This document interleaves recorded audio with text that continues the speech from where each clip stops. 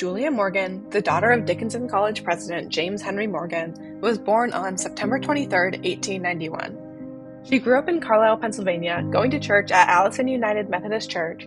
She attended Conway Hall Preparatory School before going to Dickinson, where she graduated in 1911. After attending the University of Pennsylvania for a medical degree, Julia Morgan moved to China as a medical missionary in 1923. She spent 1 year in Beijing before moving to her more permanent post in Jinan, where she spent nearly 2 decades working at the Qilu University Medical School.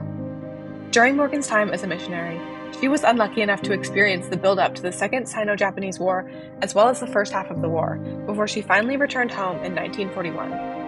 As early as June of 1930, she reports in a letter that Jinan experiences frequent bombings, though none at this time were too destructive. She writes to her father saying, "The slaughter between here and Nanking has been fearful. Some of our surgeons went down to help but could reach only a mere fraction of those who needed help."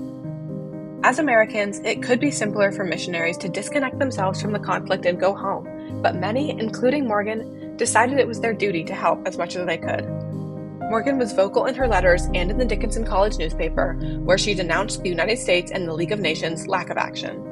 In December 1931, she wrote to her father, "The League is surely blameworthy for not using the sanctions, and now it's too late. Japan is capable of anything and apparently get away with anything."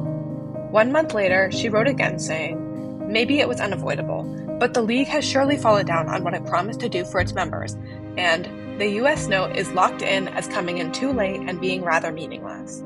Morgan's strong Christian values and position as a missionary caused her to be even more horrified by the anti-internationalist, non-discriminate Japanese warfare that murdered soldiers and citizens alike.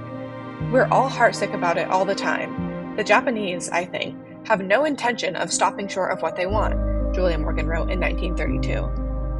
By this time, her students and colleagues were becoming more involved in the conflict, furthering Morgan's disgust at the lack of aid.